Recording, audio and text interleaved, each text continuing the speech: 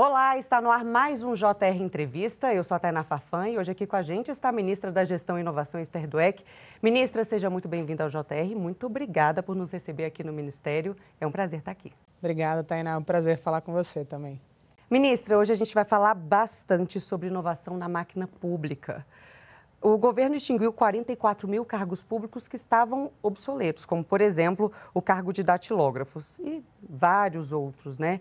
Por que essa medida foi definida agora? E o que essas pessoas concursadas que ainda ocupavam esses cargos estavam fazendo? Elas estavam executando outras tarefas durante esse período? Olha, na verdade não foi agora, né? Esse processo, desde que o Ministério foi criado, o presidente Lula, na transição, resolveu criar um ministério voltado para a administração pública.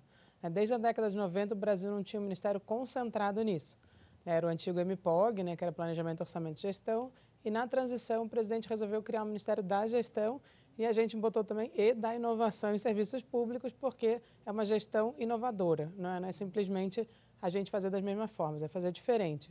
E aí, quando a gente chegou, a gente foi trabalhando em várias frentes, né, na frente da gestão de pessoas, na frente digital, que é muito importante, e na frente de organizações, processos.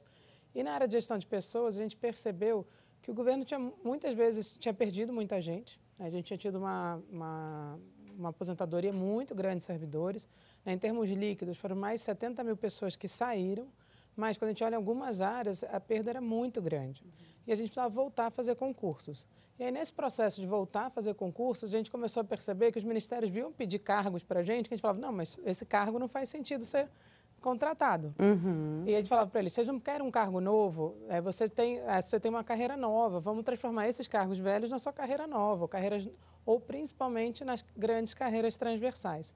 Então, desde que a gente chegou, a gente começou a fazer o chamado dimensionamento da força de trabalho, que é tentar olhar e falar qual é a força de trabalho que eu vou precisar nos próximos 10, 15, 20 anos na administração pública. E aí a gente começou a ver que tinha um monte de cargos vagos, mas que eram obsoletos.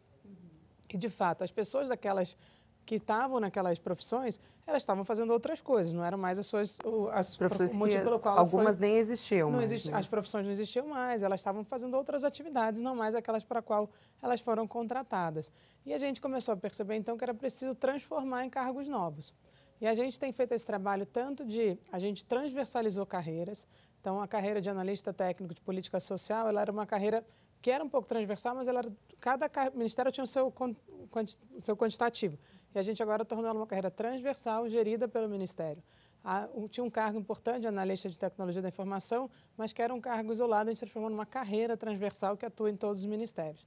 Mais recentemente, a gente criou 2 novas carreiras, uma de desenvolvimento socioeconômico e uma também de justiça e defesa. São 2 carreiras transversais que atuam nessas áreas. E a gente ainda tinha analista de infraestrutura. Então, para a gente, essas carreiras transversais são as grandes carreiras do futuro mesmo da administração pública federal, que vai ser a base um pouco das nossas contratações. E, por exemplo, nas agências, elas tinham uma carreira antiga que estava em extinção, estavam perdendo cargos, e a carreira nova tinha um quadro limitado que não dava para expandir mais. Então, no caso da saúde, por exemplo, a gente conversou com o Ministério da Saúde. O Ministério da Saúde tinha muitos cargos obsoletos que a gente não contrataria mais.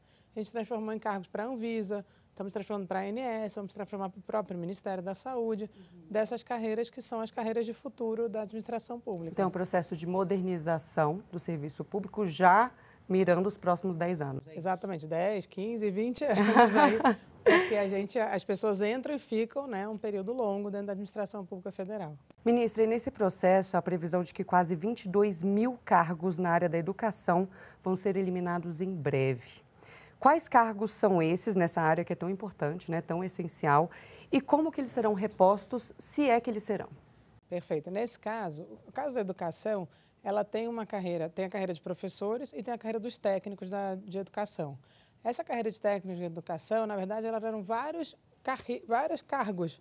Então, você tinha, enfim, não vou nem conseguir identificar, mas eram mais de 300 cargos diferentes dentro dos técnicos de educação, que é o plano de cargos de técnicos na área de educação. E as universidades, muitas vezes, elas queriam fazer o concurso e o cargo que elas tinham vago para aquela carreira específica não era o que ela precisava de uma outra. Então, o que a gente pactuou com o MEC, com as universidades e com a própria carreira, né, dos técnicos em educação? Era tornar essa carreira mais ampla, é um cargo amplo. E agora a gente vai ter 2 cargos só, nível superior e nível médio. E aí, a formação e a especialização, a universidade, o Instituto Federal, vai definir o que ele precisa.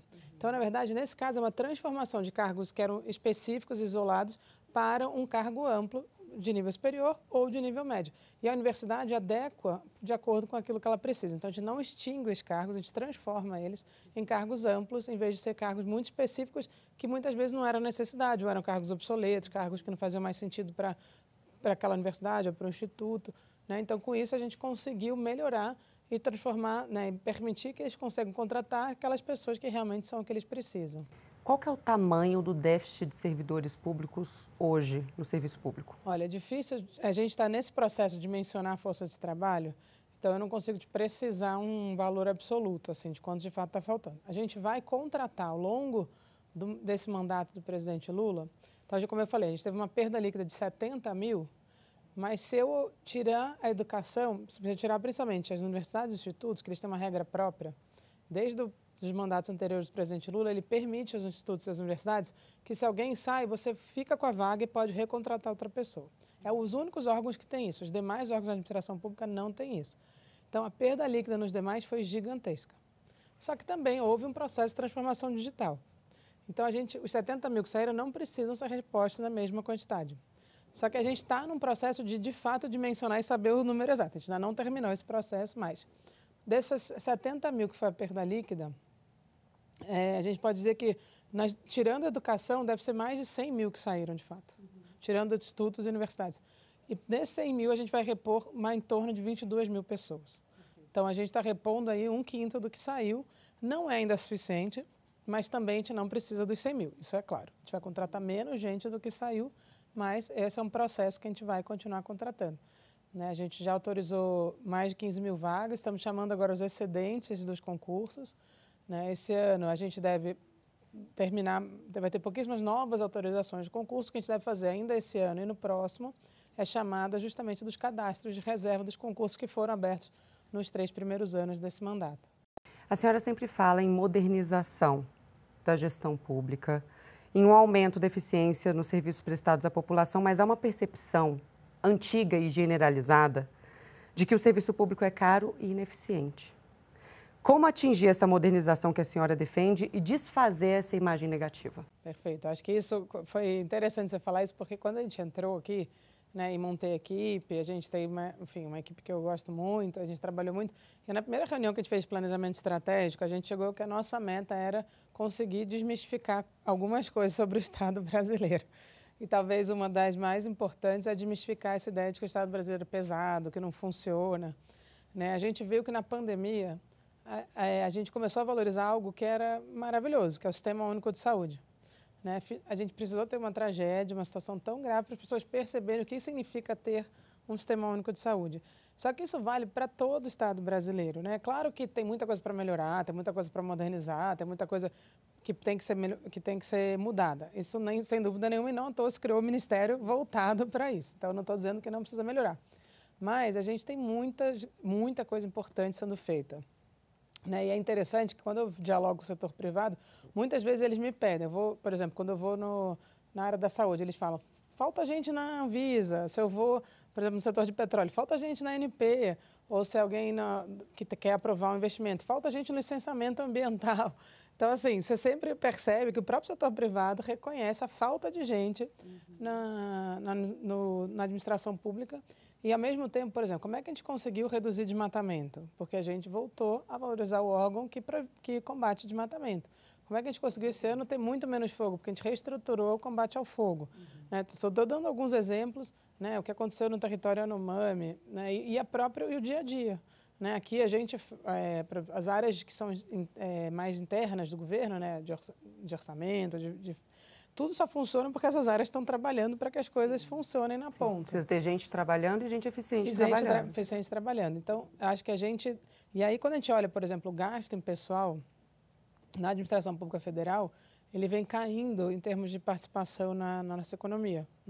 Ele ficou muito tempo estável, não estava crescendo, e depois caiu. E nesse mandato agora do presidente Lula, a gente recontratou gente, voltou a fazer reajuste para o salário dos servidores, que tinham ficado congelados, sem nenhum reajuste, nem inflação, nada, durante anos, e a gente vai manter o percentual do PIB constante, ou seja, estamos fazendo isso com responsabilidade fiscal e é algo que é muito importante, que é a grande prestação de serviço são as pessoas que fazem. Né? E sem pessoas eu não consigo fazer. E a outra coisa importante que a gente tem feito é fortalecer a análise de avaliação de desempenho dos servidores. A gente mudou o nosso programa de gestão de desempenho, a gente está tornando ele mais ligado às metas da administração pública, para que a gente possa entregar melhores serviços, também tornando os planos de trabalho dos servidores públicos, para que as pessoas saibam o que os servidores públicos estão fazendo. Então, a gente tem todo um trabalho de maior controle social, de demonstrar o que a gente faz e de poder desmistificar alguns grandes mitos. Né? E eu queria só um dado só para as pessoas saberem.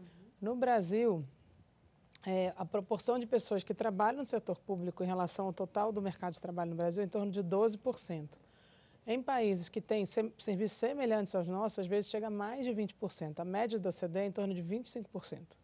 Então, a gente tem uma participação de pessoas trabalhando no setor público, aí não é só federal, estadual, municipal, muito baixa, comparado a países que têm uma quantidade de serviços que nós temos.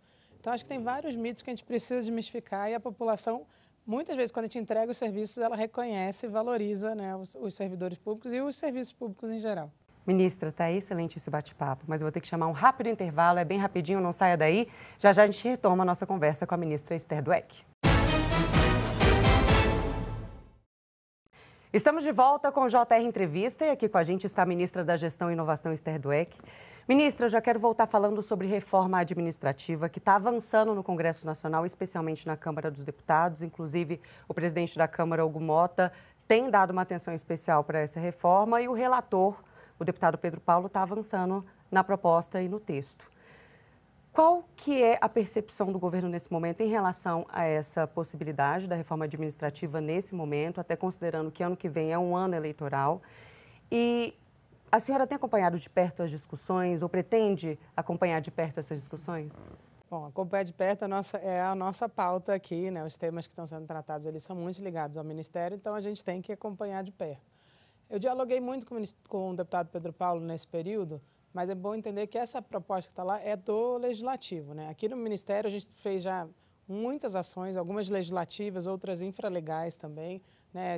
Acho que a gente estava conversando antes, são algumas das ações que a gente tem feito aqui no âmbito do Ministério naquelas 3 frentes que eu lhe falei.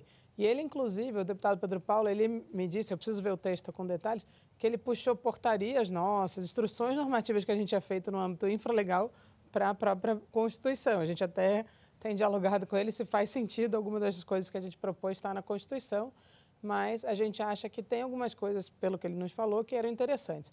Só que eu queria dizer que a gente ainda não teve tempo, né? O texto foi disponibilizado ontem, está no processo agora de coleta de assinatura para a emenda constitucional, e ele ainda a gente ainda está fazendo uma análise criteriosa, porque ele é muito grande e precisa de uma análise bem detalhada para a gente ter, né, posições se concorda, discorda. Né? Uma coisa importante, ele retirou uma proposta que a gente achava muito ruim, que era a criação de uma nova forma de entrada no serviço público, que era uma espécie de que ele chamava de estatutário temporário. A gente era bastante contrário a de uma maneira como ele estava fazendo de forma generalizada. Então, ele retirou isso, ele me avisou que tinha retirado essa proposta, que era algo que a gente tinha se mostrado bastante contrário. Então, isso acho que foi um avanço. E a outra coisa importante é que ele traz um capítulo grande de pegar todos o que ele considera privilégios, né, a questão dos supersalários, e o Legislativo está se propondo a enfrentar isso. No Executivo, a gente já tem tentado enfrentar isso, né? Tanto eu, o ministro Haddad, o ministro Simone, a gente vem falando sobre isso, mas ano passado, quando a gente mandou uma pequena alteração, o Legislativo não topou aprovar como a gente mandou. Então, eu continuo achando que o diagnóstico que o deputado Pedro Paulo faz é bem amplo, mas para que a gente avance, precisa de um consenso. E aí entra a questão política que você falou. De fato, tem temas ali muito espinhosos, que são muito difíceis de enfrentar, ainda mais que a gente tem um período muito curto até o final do ano, e o ano eleitoral no Congresso, a gente sabe que o segundo semestre é mais difícil de aprovar coisas. Então, a gente tem um período muito curto, mas eu acho que é um momento interessante da gente tentar pactuar algumas coisas que podem, sim, avançar em relação a uma melhora da capacidade de entregar para a população, né? E eu vejo com bons olhos o fato, tanto do presidente Hugo Motta quanto do Pedro Paulo, eles mudaram a narrativa sobre o que é uma reforma administrativa, né? Eles abandonaram a narrativa do governo anterior, e que era o que estava no Congresso da chamada PEC 32, que tinha uma lógica de redução do Estado, para uma lógica de melhoria do Estado. Então, isso a gente vê até como um avanço das nossas pautas, do que a gente traz, de que a gente acha que tem que melhorar o Estado e não reduzir o Estado. É possível falar em pontos inegociáveis para o governo no avanço dessa reforma? Olha, para a gente inegociável é o Instituto da Estabilidade, né? A gente não abre mão disso. E eu queria dizer que a gente defende estabilidade não pelo servidor, pelo Estado brasileiro. Né? E por quê? Acho que são duas coisas muito importantes. O servidor, a estabilidade torna o servidor mais diligente. Ele tem medo, porque se ele fizer algum mal feito, ele vai perder o emprego. E a pessoa, quando entra e depois de 3 anos só que ela tem a estabilidade, a gente está reforçando muito esse período inicial como um período realmente de teste, ele passa a ter medo de perder o emprego e, portanto, ele se porta de uma maneira muito mais diligente, muito mais íntegra e muito mais correta. Eu acho super importante. E a segunda é que ele também, por saber que não vai sofrer perseguições políticas, ele pode denunciar coisas erradas e pode continuar a fazer aquilo que ele tem que fazer. Então, se um governo falar assim, não é para combater desmatamento, tenho certeza que qualquer pessoa do IBAMA e do ICMBio não vai seguir essa orientação que é contrária a todos ao que aquele órgão presta. E se alguém fizer algum mal feito, os servidores denunciam. A gente já viu isso várias vezes. Então, a estabilidade é uma proteção do Estado brasileiro. Então, para a gente, isso é inegociável, realmente. Perfeito. Ministra, a gente já está chegando no finzinho da nossa conversa, mas eu não posso me despedir antes de perguntar sobre o concurso unificado. Quando que os aprovados vão ser convocados? Olha, a gente teve a prova objetiva, né? Os resultados eles vão sair em 12 de novembro.